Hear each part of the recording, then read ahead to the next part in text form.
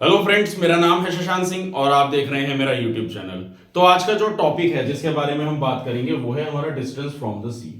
तो हम लोग ये जो चैप्टर पढ़ रहे हैं यानी कि सोलर रेडिएशन और टेम्परेचर और हीट बजट, तो अब हम इसमें टेम्परेचर वाला पार्ट पढ़ रहे थे। और लास्ट वीडियोस में हम लोगों ने क्या कवर अप करा था, हमने कवर अप करा था हम बेसिकली जो टॉपिक है ये क्या फैक्टर्स अफेक्टिंग द टेम्परेचर, मतलब किस तरीके से टेम्परेचर इन्फ्लुएंस होता है, जगह जगह पे वेरी करता है। तो दो फैक्टर्स को हम लोगों ने पढ़ा था, एक एल्टीट्यूड था और एक लैटिट्यूड के बारे में पढ़ा था। तो वो मैंने सारा अच्छा लास्ट वीडियो में अच्छे से समझाया था। अब इस वीडियो में हम लोग जानेंगे जो टेम्परेचर होता है लैंड का, यानी सॉरी अर्थ का पूरा जो टेम्परेचर होता है वो कैसे वेरी करता है according to the distance from the sea. यानी कि अगर समुंदर के पास का कोई एरिया है वहां का टेम्परेचर, और जो समुंदर से एरिया थोड़ा दूर है, जैसे कि बात करें मुंबई और या फिर दिल्ली की, तो मुंबई जो है वो आता है कोस्टल रीजन पे और जो दिल्ली आता है वो तो बहुत दूर आता है, हजारों किलोमीटर दूर होता है। तो दोनों के टेम्परेचर्स यहाँ पे वेरी करेंगे क्योंकि वो सी के पास है और ये हमारा सी से दूर है। कैसे होगा, क्या होगा, वो सारी चीजें अब हम इस वीडियो में कवर अप करेंगे। साथ ही साथ में दोनों में एक डायग्राम भी बनाया है। यहाँ पे लो प्रेशर हाई प्रेशर के बारे में मैं ऑब्वियसली आपको थोड़ा बहुत एक्सप्लेन कर चुका हूँ, ठीक है ना। तो उसी के अकॉर्डिंग टेम्परेचर कुछ वेरी करता है। तो पहले मैं एक बात बताता हूँ इसमें, जैसे कि हम लोग अपने इंडिया के नक्शे के बारे में बात करेंगे। मैं थोड़ा यहीं पे ड्रॉ कर देता हूँ, इसको हम ऐसे कर देते हैं।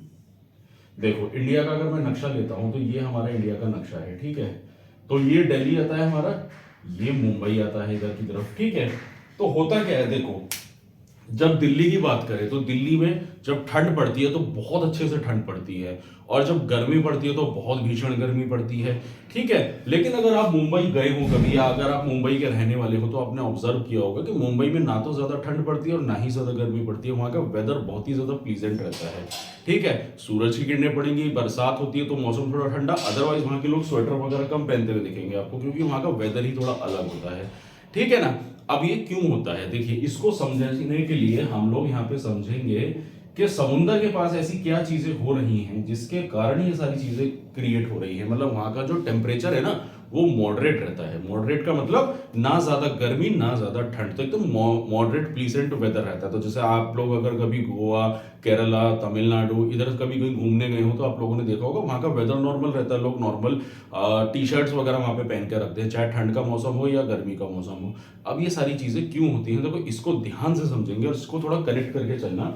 तो पहले थोड़ा थियोरेटिकल पार्ट को पढ़ लेते हैं, फिर मैं एक्सप्लेन करता हूं। तो देखो another factor that influence the temperature is the location of a place with respect to the sea. जो बात मैंने अभी कही कि मतलब जो सी से जितना दूर होगा वो भी टेम्परेचर वेरी करेगा लोकेशन के अकॉर्डिंगली। उसके बाद compare to land, sea get heated slowly and loses heat slowly.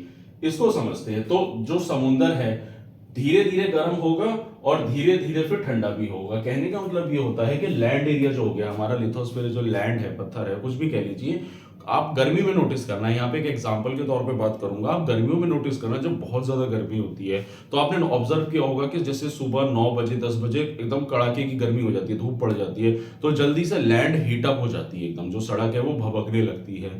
लेकिन हमारी जो टंकी का पानी होता है वो आप ऑब्जर्व करना, शाम होते होते गर्म पानी आने लगता है। क्यों? क्योंकि जो पानी होता है ना वो बहुत एकदम प्लीजेंट होता है, वो धीरे धीरे धीरे धीरे धीरे धीरे अपना टेम्परेचर चेंज करता है। अगर मान लो उसका टेम्परेचर कम है तो उसका टेम्परेचर जब बढ़ेगा, धूप उस पर पड़ेगी तो वो धीरे धीरे धीरे धीरे धीरे धीरे गर्म होता है। तो हमने ऑब्जर्व करा है ना कि सुबह से शाम हो जाती है तो क्या होता है, पानी फिर शाम को गर्म होता हुआ दिखता है। तो रात भर वो पानी हमारा गर्म रहता है, फिर वो सुबह जाके थोड़ा बहुत टेम्परेचर उसका नॉर्मल होता है। और लैंड कैसी होती है कि फटाफट से गर्म हो जाती है और फटाफट से ठंडी हो जाती है ना। तो होता क्या है, देखो अब बात करूं मैं लैंड और सी की, तो यानी कि देखो जो एरिया, जो लैंड एरिया जो समुद्रों के पास होता है वहां पे क्या होगा, सुबह वहां पे हाई प्रेशर रहेगा समुद्र में क्योंकि पानी ठंडा है, और गर्मी होने की वजह से लैंड जल्दी गर्म हो जाएगी। तो हाई प्रेशर से लो प्रेशर की तरफ विंड चलेंगी तो लो प्रेशर क्रिएट होगा लैंड पे। तो इसलिए दिन भर इस तरह से जो हमारा यहाँ पे समुद्र की उस पर नहीं जाना, यहाँ हवा की बात हो रही है, तो जो हवा है हाई प्रेशर से लो प्रेशर की तरफ मूव करेंगी, ठीक है ना। तो टेम्परेचर ऐसा रहेगा, ये सुबह का टेम्परेचर हो गया क्योंकि हवाएं ऐसे चल रही हैं, ठीक है ना। उसके बाद फिर क्या होगा, धीरे धीरे धीरे धीरे धीरे होती शाम हो जाएगी, पानी हो जाएगा गर्म, लैंड ठंडी हो जाएगी, तो फिर मूवमेंट जो है हवा का वो लो प्रेशर की तरफ मूव करेगा, ठीक है ना।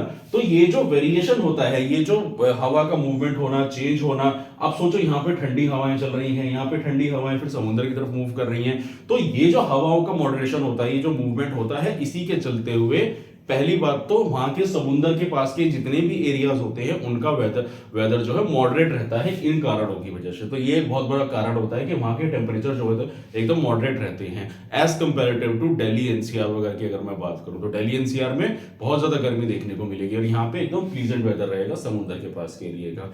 ठीक है ना, तो वो उसी बात को कह रहा है कि the land heat up and cools down quickly, therefore the variation in temperature over the sea is less compare to land. तो जो टेम्परेचर है यानी कि यहाँ का बहुत ही ज्यादा प्लीजेंट रहेगा, कम रहेगा लैंड के मुकाबले। लैंड का टेम्परेचर ज्यादा रहेगा, जैसे कि मान लो आप जब सुबह सुबह अगर मान लो किसी कोस्टल मतलब समुद्र के पास टहलने वॉक करने जाओगे तो आपको बहुत ज्यादा ठंड लगेगी सुबह सुबह। क्यों? क्योंकि रात भर का जो गर्म पानी था वो ठंडा हो जाता है और सुबह होते होते फिर वो ठंडी हवाएं बहने लगता है। तो इसलिए वहां का वेदर टेम्परेचर काफी कम देखने को मिलता है सुबह सुबह। फिर दिन भर गर्मी होगी, फिर पानी धीरे धीरे धीरे धीरे गर्म होता चला जाता है। ठीक है ना, तो वही चीज है। In the place situated near the sea come under the moderating influence of the sea and land breeze which moderate temperature. और इसी के चलते हुए लैंड ब्रीज हम इसको बोलते हैं, जो हवाएं चलती रहती है, इसी के चलते हुए वहां का जो टेम्परेचर है वो मॉडरेट रहता है।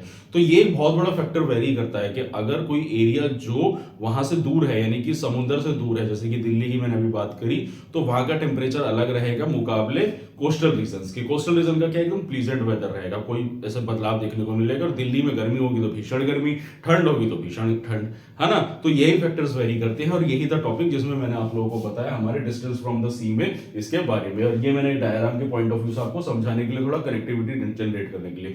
तो मेन जो थीम है, मतलब जो मेन प्रॉब्लम है जो बताना चाह रहा था, बस वो यही है कि जो कोस्टल रीजन होते हैं वहां पे इन हवाओं की वजह से, इन सारी चीजों की वजह से टेम्परेचर में वेरिएशन देखने को मिल रहा है। क्योंकि देखो आप यहाँ पे दो चीजों को पढ़ रहे हो, एक कॉन्टिनेंट और एक ओशन, दो पार्ट्स यहाँ पे आगे कनेक्ट हो रहे हैं, तो वहां के टेम्परेचर में भी फर्क पड़ेगा ना। हम अगर दिल्ली की बात करें तो दिल्ली के पास तो कोई समुद्र नहीं है, वहां पे हम सारे के सारे कॉन्टिनेंट में रह रहे हैं और यहाँ क्या है, यहाँ पे कॉन्टिनेंट और सी पार्ट कनेक्ट हो रहा है, तो टेम्परेचर में ऑब्वियस सी बात है वेरिएशन देखने को मिलेगा। हाई प्रेशर लो प्रेशर में चेंजेस बदलाव आएंगे। ठीक है ना, तो यही था मेरा टॉपिक। अब हम अगली वीडियो से इसके लास्ट पार्ट में और कवर अप करेंगे, एयर मासेस के बारे में और ओशन करंट्स के बारे में हम लोग पढ़ेंगे अच्छे से। तो यही था मेरा आज का टॉपिक। तो अगर आप लोगों को मेरा काम पसंद आ रहा है, अगर आप लोगों को मेरी वीडियो अच्छी लग रही है तो मेरे चैनल को सब्सक्राइब कीजिए, मेरी वीडियो को लाइक कीजिए। और आप लोग कोई भी यूपीएससी की बुक या कोई भी एनसीईआरटी की बुक परचेज करना चाहते हैं तो मेरे डिस्क्रिप्शन लिंक में जाइए, वहां पे लिंक अवेलेबल है, उस लिंक पे क्लिक करके अपने लिए अमेजोन से ऑनलाइन बुक ऑर्डर कर सकते हैं। तो आज के लिए इतना ही, मिलते हैं नेक्स्ट वीडियो में। Thank you very much.